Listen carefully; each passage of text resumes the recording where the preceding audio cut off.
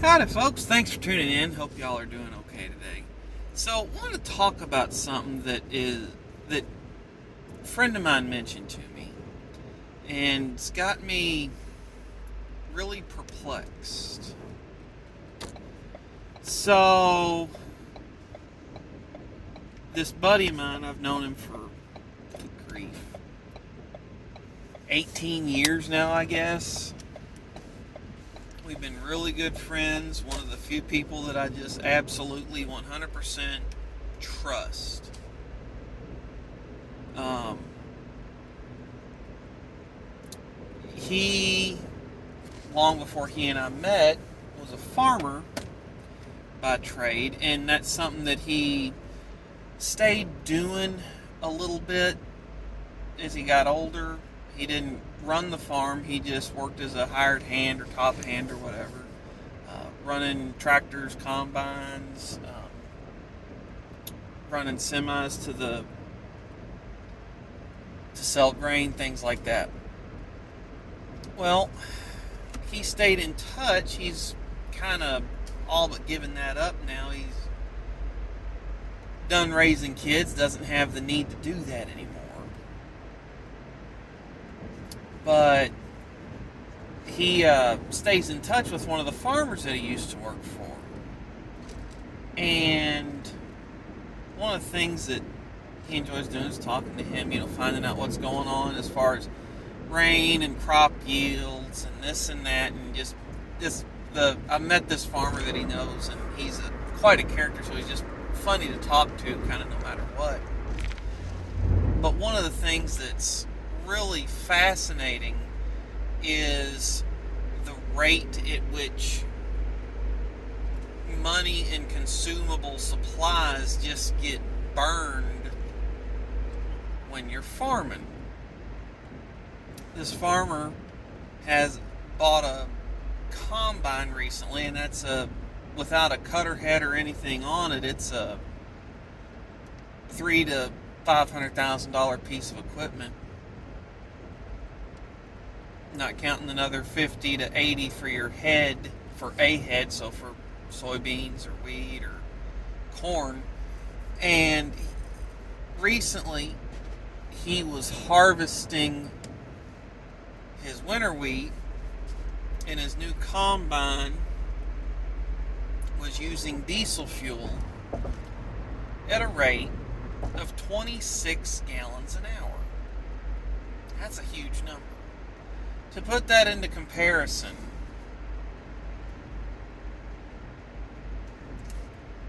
my little Eco-Mobile that I've got, it's the year it was made, it's a Ford Focus. It was the most fuel-efficient, non-hybrid vehicle that Ford produced that year, 2018. According to the instrument cluster, I'm getting 40 miles a gallon. I've driven 100 miles, call it, and it's taken me 2 hours, 20 minutes to get there. So in very rough math, you're looking at two and a quarter gallons of fuel per hour burned. Another odd number to put that into comparison, a buddy of mine's in civil aviation, and he has his own single engine airplane. One time I did the math to try to figure out, I had to get someplace in a hurry, and I'm like, well, I might be able to take his plane, have him fly me down there, and I could ride home with who I'm going with, but I wasn't leaving at the same time. And he burns between 7 to 9 gallons of fuel an hour. So this combine drinks 26 gallons of fuel per hour.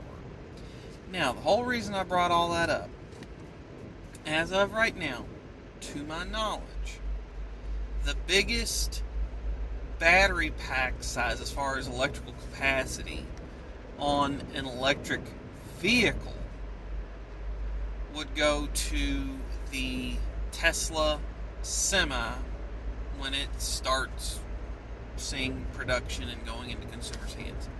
And the big battery Semi is going to have a range of approximately 400 miles, and it will have a battery size of 500 kilowatt hours.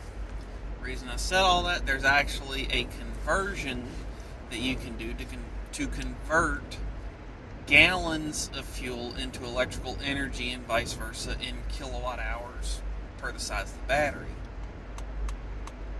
So the thing that's interesting is electric vehicles aren't able to store a huge amount of energy when it comes to the volume of energy.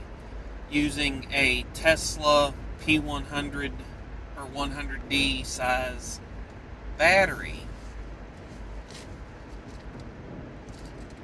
100 kilowatt hours equals out to roughly 3.3 gallons of fuel. To put that into comparison, my little Ford Focus will hold 12 gallons of fuel. The interesting thing is the Tesla is so efficient it can almost match the range with its 3.3 gallons of fuel as my car can with 12.4. When driven correctly and getting 38 to 40 miles a gallon, I have a range of 400 plus miles. As far as I'm aware, the highest range on a Tesla is somewhere around 330 to 350, so it can almost match me using 1/4 the energy. That is impressive engineering. Now, the whole reason I bring that up, that big battery, if you multiply 3 times 5, you get 16.5 gallons of gas comparable if you had that big battery out of the Tesla Semi.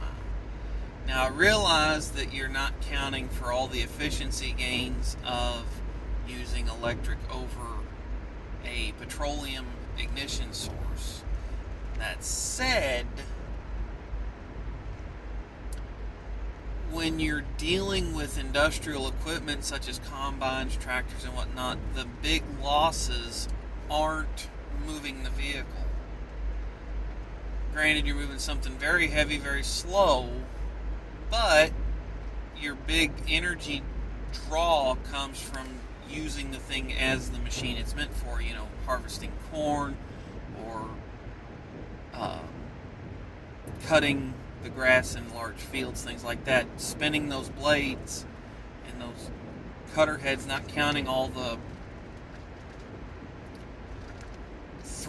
threshing and shucking that's going on inside the combine itself, separating the stalks from the grains and whatnot, takes a huge amount of energy because you're not building up much inertia. That equipment's always meeting resistance.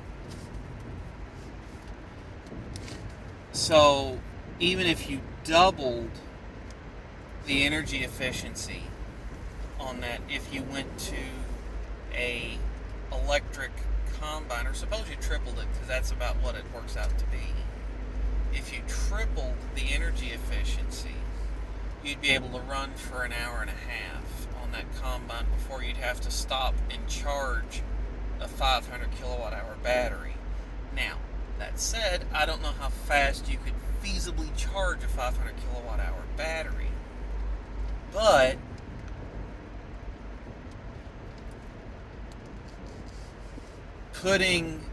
electric cars make a lot of sense for some people.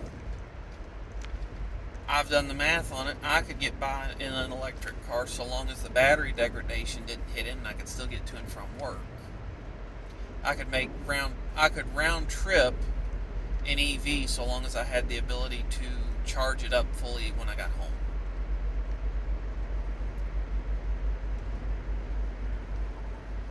And I drive, call it 110 miles a day.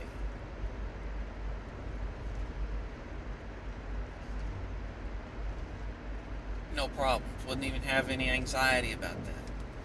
But when you talk about industrial equipment, at this point in the electrification game, you still need petroleum in order to make that equipment viable, to do the work in the time that it has. When farmers get to harvesting, they've got to get the crops viable. It's harvested, and then you've got to turn around and plant that field again. So you don't have the time for that equipment to be down for, even if it's 30 minutes a day, every even if it's 30 minutes a stint, every 1.5, 2 hours. You'll start that combine up at 6 in the morning if you're harvesting on a big field, and it won't stop until lunchtime. It can carry enough fuel to run all day, even burning fuel at 26 gallons an hour, which is wild. So, I'm not against the electrification thing. They do make sense for some people. They could make sense for me in whatever I end up driving next. It's not something where we need to start shutting down petroleum production yet, because people got to eat. And industrialized equipment draws energy at such a high rate, and the ability of batteries to store the energy necessary to keep up with that high of a demand isn't there yet. So, that's what I got on this one, folks. Thanks for tuning in. I'll catch you all next time. Have a good one.